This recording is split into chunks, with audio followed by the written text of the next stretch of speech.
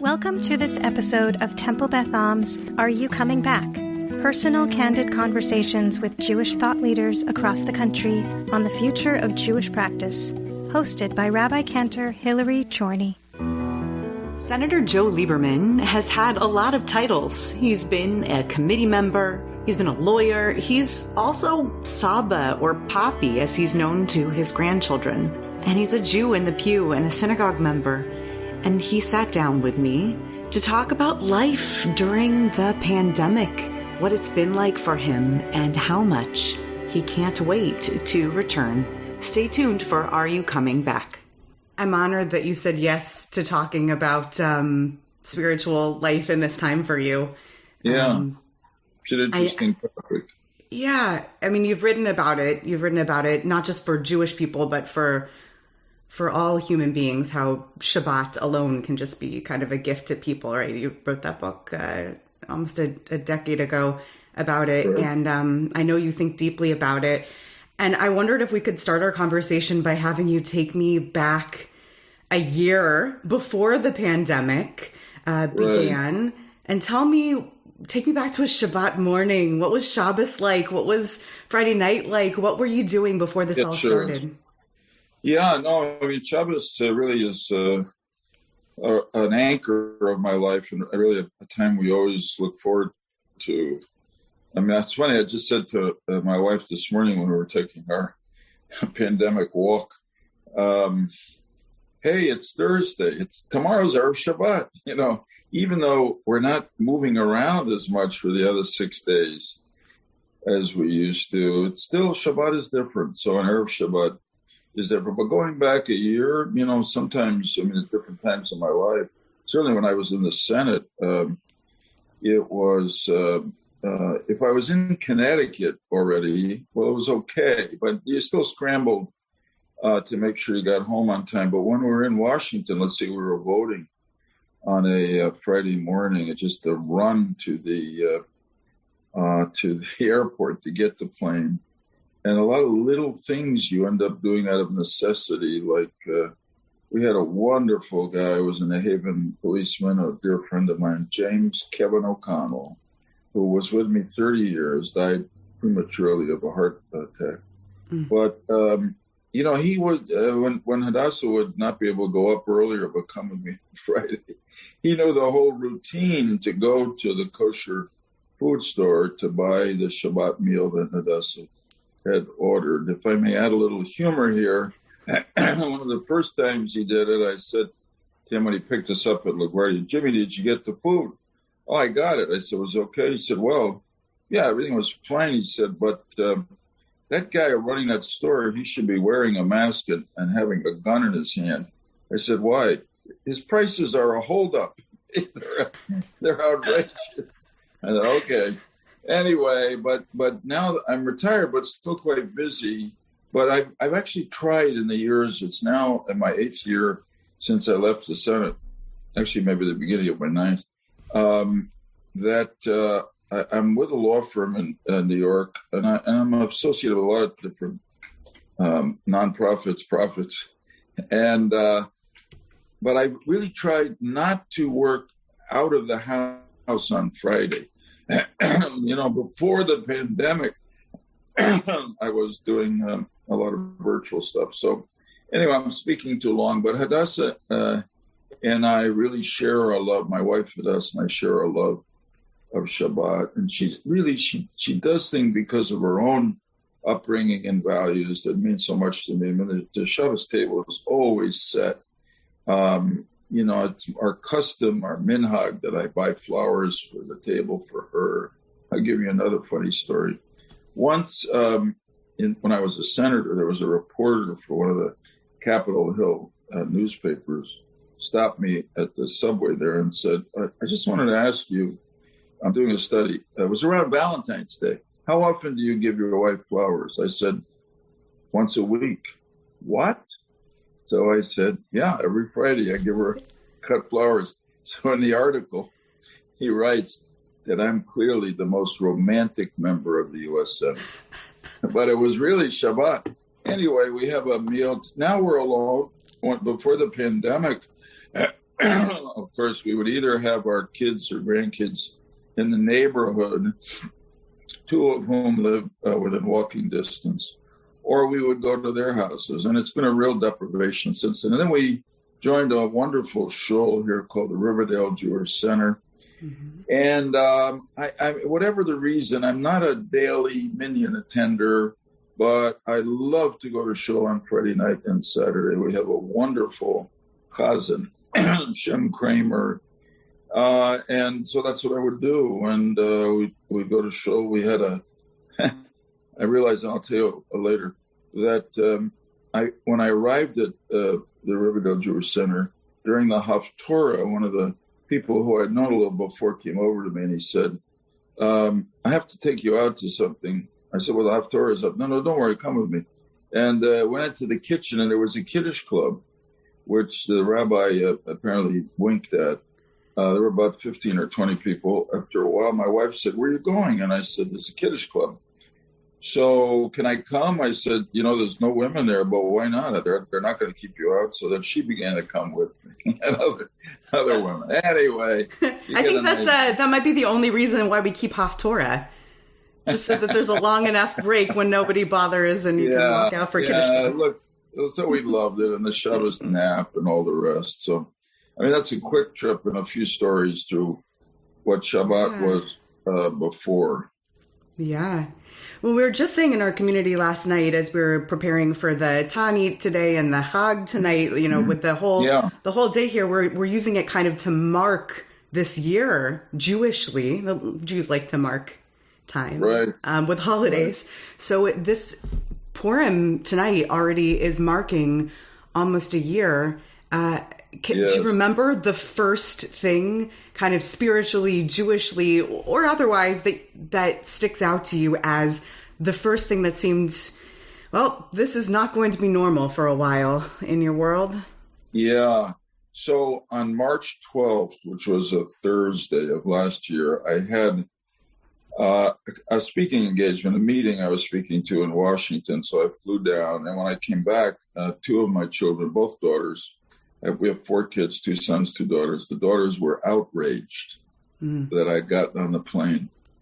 And I hadn't taken it seriously enough yet. And they said, you got to stop this. So beginning the next day, Friday the 13th, I basically stopped. I went to 2 kind of urgent meetings during the year in Washington. But I'm trying to remember that first Shabbat, which would have been Friday night, March 13th.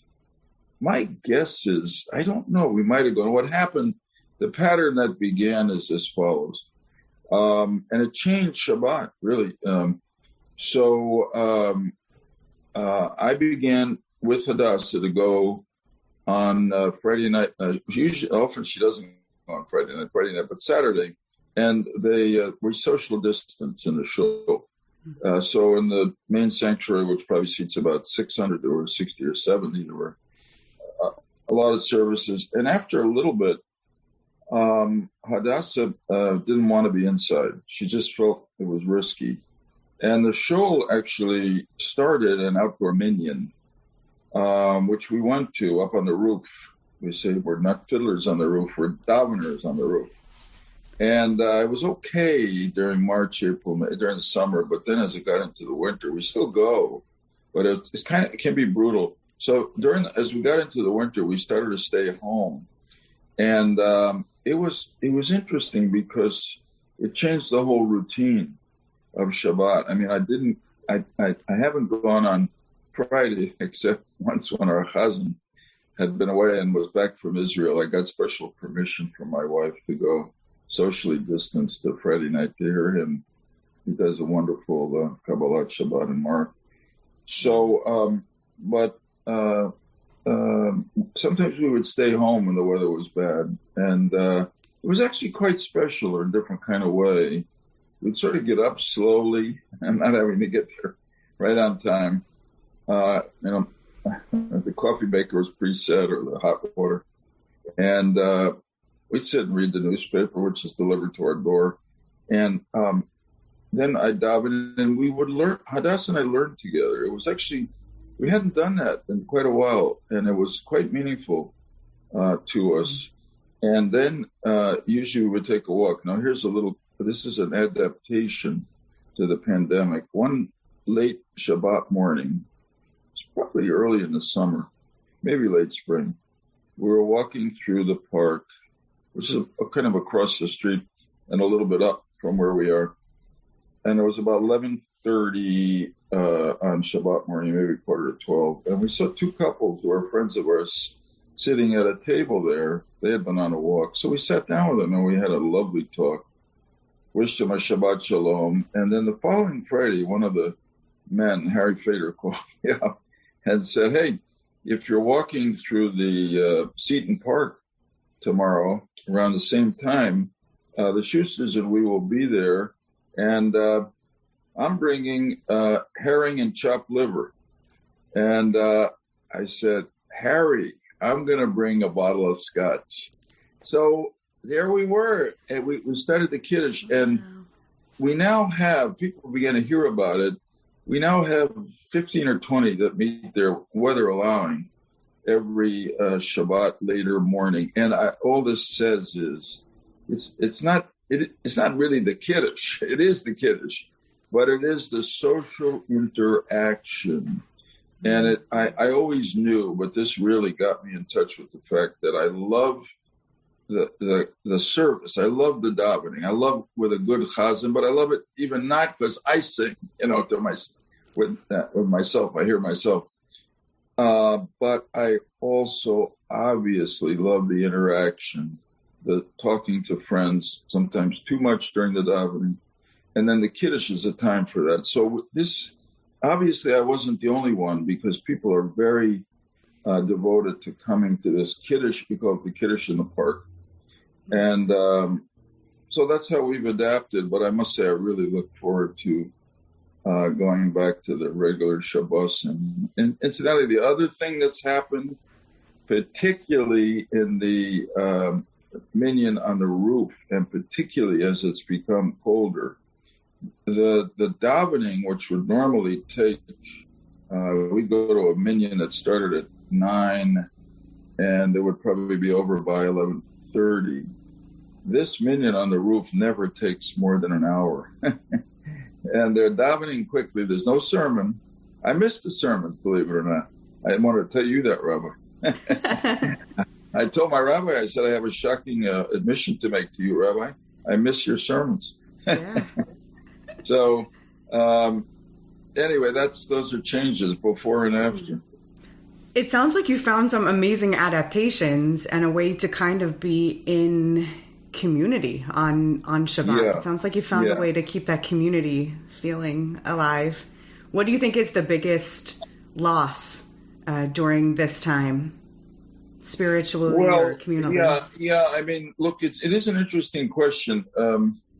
About you could find spirituality, for instance, on the Shabbos in which Hadass and I stayed home because of the weather, or just because we didn't feel like going. It was very important. We created Shabbat in a different way at home. We learned together. It was very important. And we don't normally do that because we're at show. We're at separate sections. We listen to the rabbi give his analysis of the parsha or whatever. But I miss being in shul. I miss the community davening. I really do. And when I'm here, I sing. Hadassah sings too, but it's not the same. And obviously, I miss the social interaction. There's a balance to be had. I'll never forget the first Shabbat I came when we were in Riverdale. I went to the show, and I sat next to a friend, somebody we've known for a long time. And he's a kibbutzer and a talker. And at the end of the service, I said, Jack, it's been great sitting next to you, but I realized I got to make a decision. I'm either going to come to shul to talk to you, or I'm going to come to shul to daven. So I actually moved. I said, I love you, but I'm going to daven next week over there. But then I moved back about a year later because I felt odd being separated from him and other friends around there.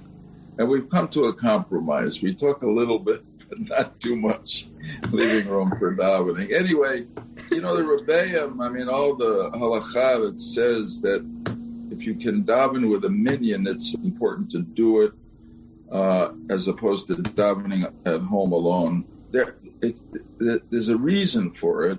The reason, I'm sure, is to create a minyan for people say Kaddish, et cetera, there are practical reasons. But it is more satisfying for me, and I think for most people, to be in a community. Yeah. Do you think there are people in the community, friendships and tethers to human beings who you knew in that community that have just fallen by the wayside during this time? Are there people you haven't seen in a year or conversations you haven't had in a year because of this? Yeah, for sure. I mean, it was kind of interesting, if I may be personal. Yesterday happened to have been my birthday. And happy belated birthday. Thank you. I got probably 4 or 5 birthday good wishes emails that were almost exactly the same word. I miss seeing you at Kiddush. It said, happy birthday. I miss seeing you at Kiddush. And I wrote back, I missed you and the Kiddush in that order, really.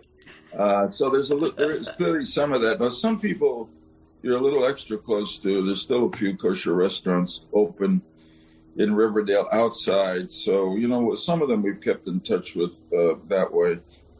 But there's no question that what it reminds me is that some of my most significant personal relationships, apart from all the sort of stuff like being a senator, being a former senator, being a lawyer, being a chairman of this group or that group, where I interact with people, that the people, it sounds like the people in my neighborhood, it sounds like Sesame Street or Mr. Rogers, the people in my neighborhood who I know primarily through shul, davening, are very close and special friends. So I've missed them, no question. And part of why I look forward to getting back to the synagogue soon.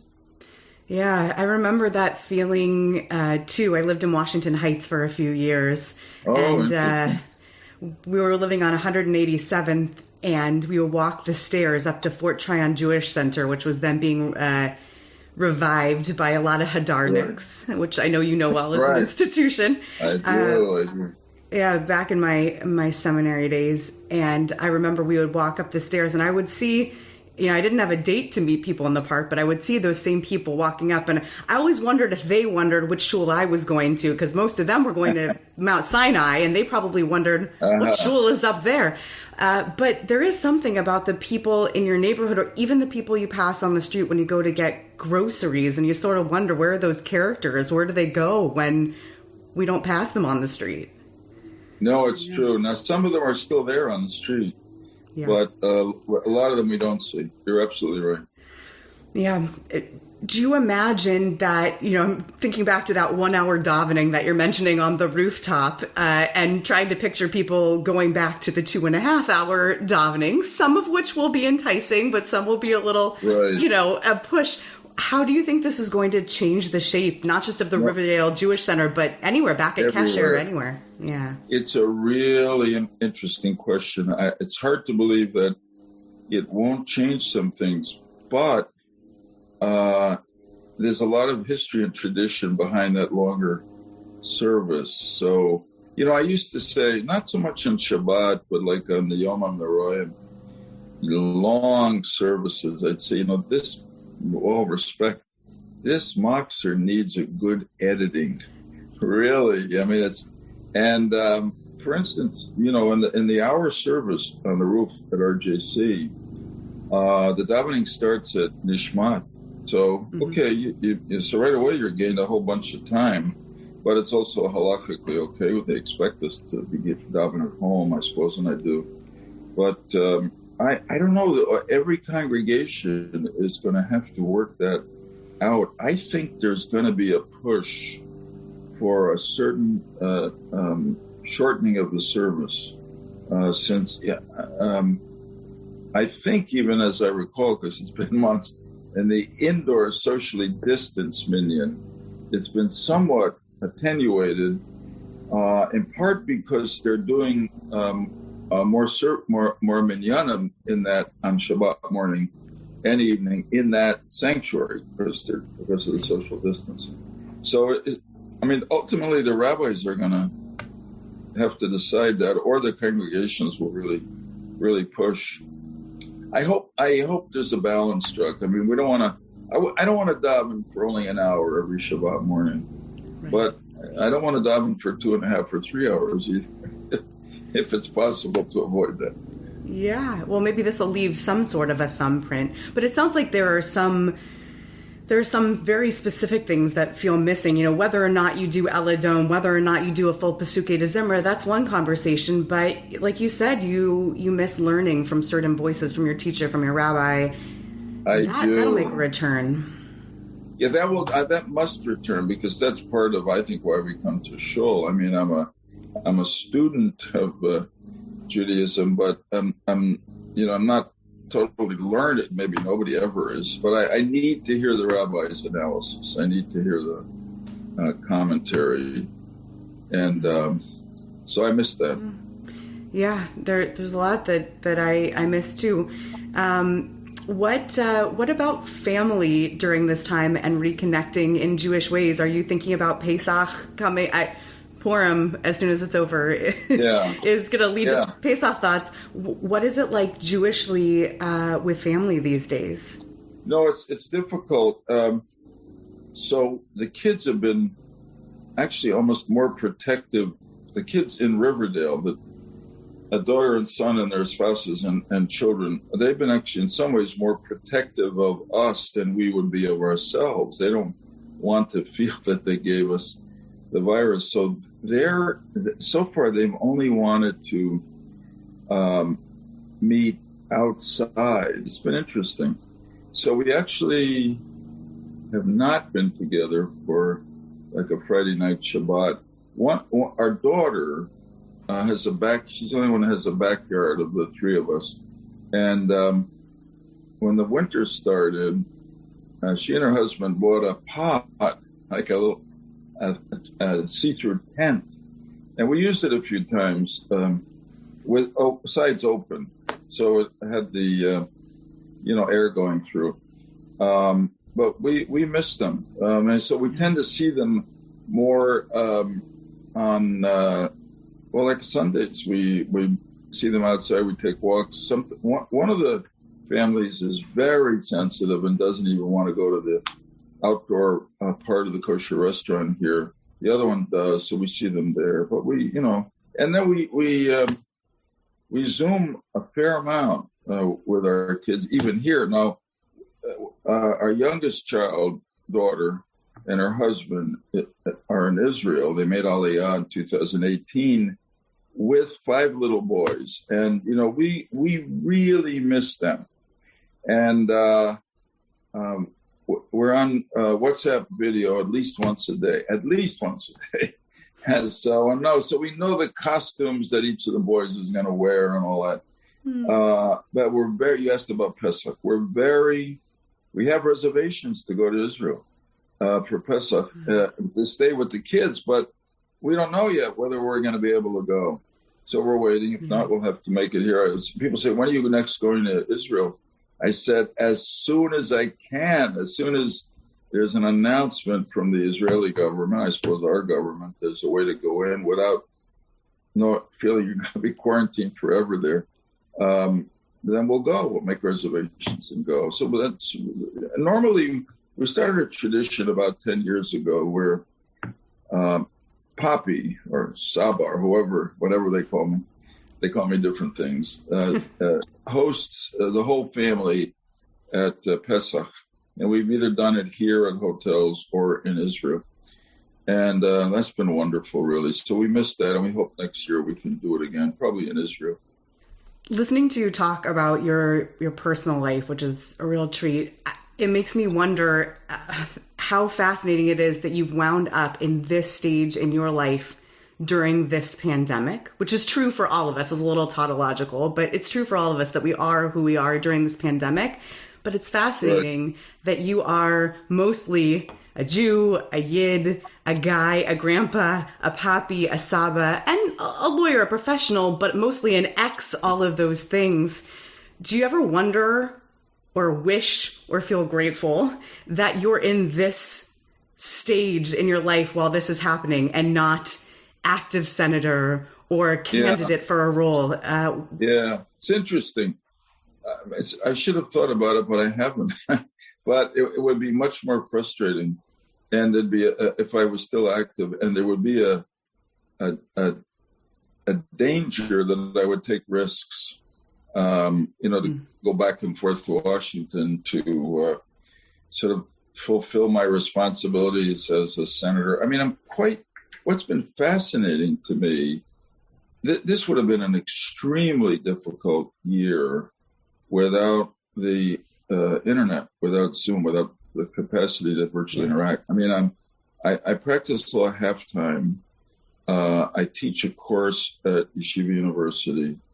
I'm on 2 corporate boards, and I'm on about 5 or 6 different nonprofit boards, 2 of which take a lot of time, but I love them. One is focused on U.S. policy toward Iran, and the other is called No Labels, and it works to try to bring back bipartisanship to Washington.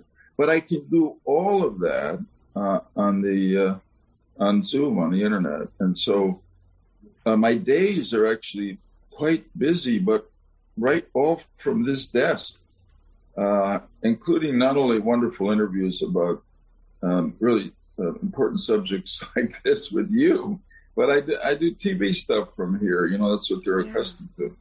So it's a new world. But I can't wait to get out again. I can't wait to get out. I feel it. I feel your spirit towards that. Yeah. And I want to respect the minutes that you've spent with me. I wonder if I can ask you one last question, just if there's anything that you've been inspired during this time, any project, anything that maybe was on the back shelf for you in your back pocket that you think coming out of this time will now come to the front burner for you in life? Yeah, well, I mean, in a generic way, I'm inspired by the people who are on the front lines and treating people or protecting people from the pandemic. I'm really inspired by what the pharmaceutical industry and the science community proved that it could do in a crisis to produce these miraculous vaccines.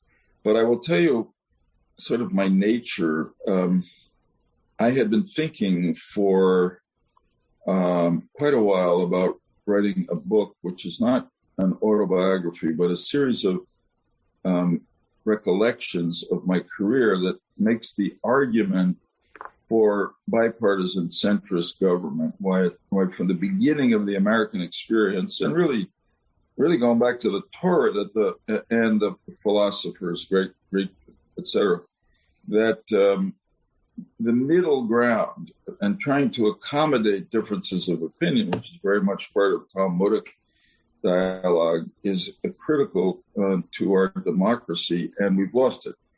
So after a little bit into the pandemic, I said, this is my time to write that book. I'm here. I have some extra time.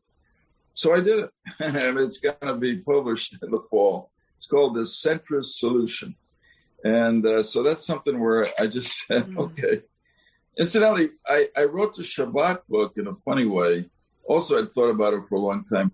I wrote it probably during 2011 Yeah, because I had announced that I wasn't going to run again in 2012. Mm-hmm. So now I was freed from this awful burden of spending hours and hours and hours, days and days around the country raising money for the campaign. And I thought, I got the chance to write the Shabbat book. And I'm accustomed, as you are, I'm sure, Rabbi, to reading Sforim in which the author thanks Hashem for enabling him or her to write the book. And it always struck me like, wow, that's almost an overreach. And yet I feel grateful that I had the opportunity to write that book. I think in the end of my life, I will feel it's one of the most important things I did. So, and oddly enough, it was my 7th or 8th book, and it's by far the bestseller. Shabbat. Who would have guessed? It's got staying power, that Sabbath. It does. Yeah. Well, I love that story. I want to close on this thought with you to thank you for all of the candid and personal anecdotes, these stories that you shared. The one about the flowers is really sticking with me. And the thing that I think is such a great lesson about that story is that I think that many of us who have lived an observant Jewish life, as you describe yourself, you're an observant Jew, which I think is such a great phrase. Rabbi Ken Cohen back at American University Hillel years ago introduced me to that phrase too, and I've loved it ever since. And I think that one of the things that it teaches us is that people ask us often, living an observant life, how do you make time to have a meal every week with your family? Or how do you make time to be such a romantic, as you put it? And what's amazing is that sometimes when we're unexpectedly given the quote unquote gift of time, like during a pandemic, it's a choice. It's a choice to make that space and to use it in different ways, like writing this book. So the gift of Jewish rhythms and Jewish times is really an outstanding and an extraordinary one. And it turns us into all of these things, family people and romantic people and people who take the time to go and sneak into a kitchen with their wife and take a nice shot with friends. No, thank you. That's a beautiful thought. Really. Kol hakavod. I wish you the best. Great to have this conversation. Oh, it's such a treat. Thank you for taking that yes from the Connecticut connection and hopping on for one more Zoom call. Oh, I will send this dash to him. Yeah. Thank you. And since it's Thursday, Shabbat Shalom to you. Shabbat Shalom and Chag Sameach. I hope it's a beautiful Chag. Yeah. Be well. Take care. Be well. See you again. Bye-bye. Thanks for listening to this episode of Are You Coming Back? Do you have someone you'd like to recommend for a conversation like this one? Someone who might have a fascinating personal perspective on returning to Jewish rhythms beyond the pandemic? Reach out to us at hchorny@tbala.org.